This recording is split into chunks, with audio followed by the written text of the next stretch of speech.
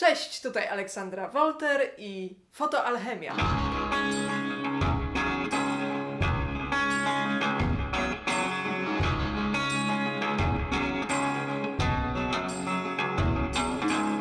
Tak się składa, że w tym roku fotografia obchodziła swoje 180. urodziny, czyli 180 lat od dnia, w którym Louis Daguerre przedstawił wynalazek fotografii Francuskiej Akademii Nauk.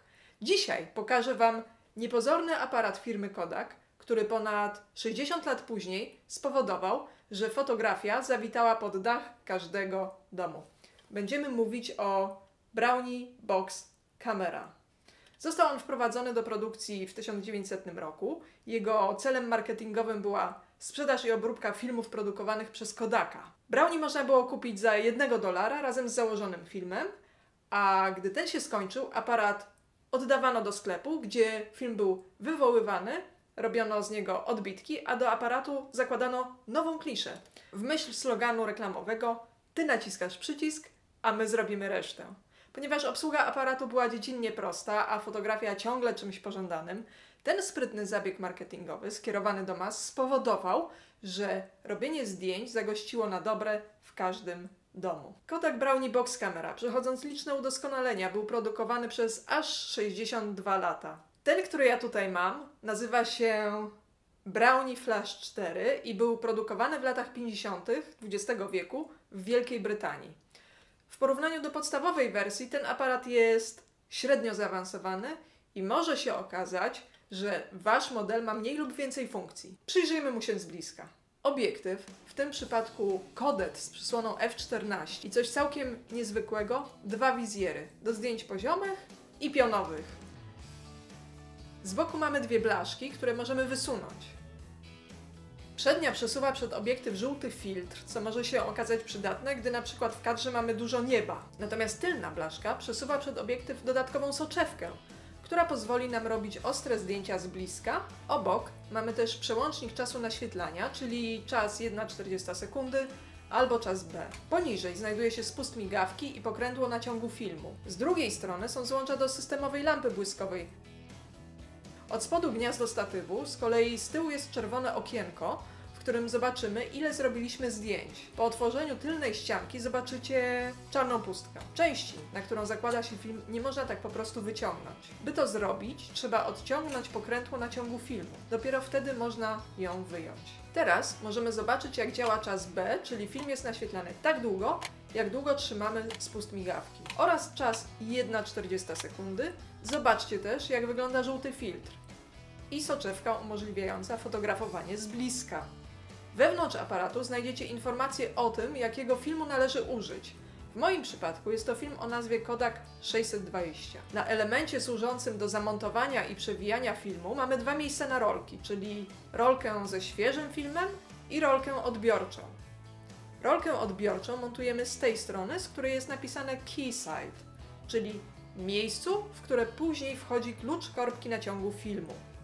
No dobra, co to za film ten Kodak 620 i gdzie go można kupić? Moi drodzy, 620 to film, który już nie jest produkowany, ale wyobraźcie sobie, że jest on identyczny z filmem 120, który nadal jest dostępny. Jedyna różnica to rolka, na którą jest nawinięty. Rolka 620 jest metalowa, ma węższy trzpień i mniejszą średnicę od szpulki 120, która jest plastikowa. Co więcej, jeśli spróbujecie włożyć do aparatu film 120, to po prostu on się tam nie zmieści. Okazuje się, że szpulka jest za duża. Co możecie zrobić? Jeśli macie dwie rolki 620, możecie po prostu przewinąć film 120 na taką rolkę i po sprawie. Jeśli jednak nie macie drugiej szpulki 620 albo wręcz żadnej, wówczas z pomocą przychodzą cążki, którymi możecie obciąć plastikowy rand wystający poza krawędzie filmu i w ten sposób doprowadzić swoją rolkę 120 do tego, że będzie pasowała do Waszego aparatu. W ten sam sposób możecie zrobić sobie rolkę odbiorczą. Teraz już możemy założyć film do aparatu. Jak wcześniej powiedziałam, tam gdzie jest napisane Keyside, będzie szpulka odbiorcza.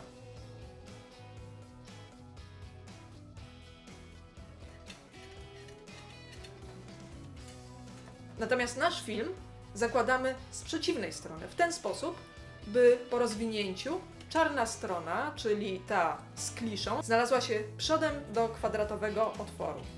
Z drugiej strony nawijamy końcówkę papieru na rolkę odbiorczą i montujemy ją na miejscu.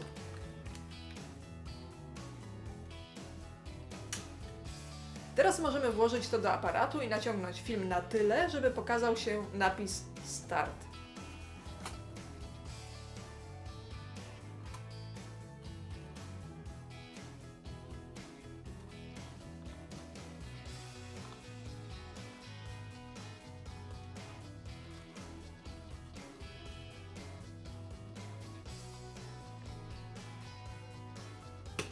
Następnie, zaglądając w czerwone okienko z tyłu, nawijamy film tak długo, aż pojawi się w nim jedynka, czyli pierwsza klatka.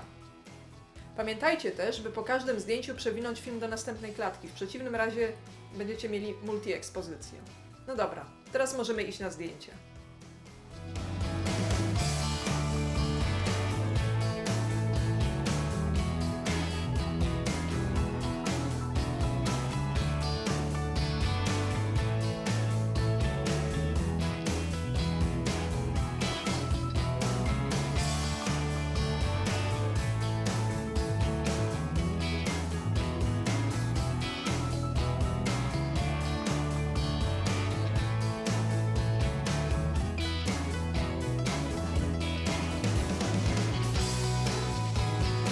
Ten aparat ma format klatki 6×9 cm, w związku z tym na jednym takim filmie zmieści się 8 zdjęć. Gdy zrobimy już ostatnie, wówczas możemy zwinąć film do końca. Najlepiej zrobić to od razu, gdyż w przeciwnym razie klisza na szpuli może się poluzować i jeśli nie będzie zbyt ściśle nawinięta, może dojść do zaświetlenia filmu. W momencie, gdy poczujesz, że pokrętło daje się lżej obracać, będzie to znaczyło, że cały film jest już na rolce odbiorczej i można otworzyć aparat. Widać, że filmu już nie ma, plastikowa rolka jest pusta, natomiast cała klisza wraz z ochraniającym papierem są nawinięte na szpulę odbiorczą. Teraz wystarczy delikatnie wyjąć naświetlony film, zakleić końcówkę i wywołać.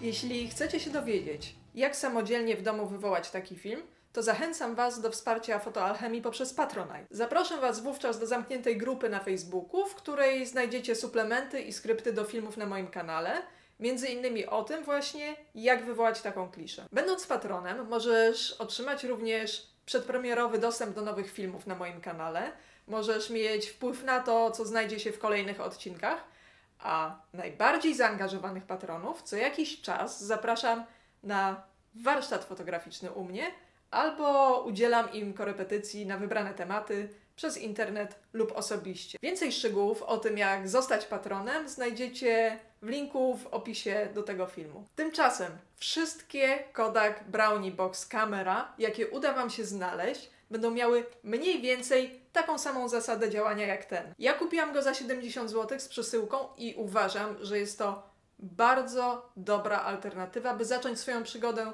ze średnim formatem i z fotografią analogową. Czekam na Wasze komentarze, nie zapomnijcie pochwalić się swoimi aparatami, no i oczywiście zdjęciami. Do zobaczenia wkrótce!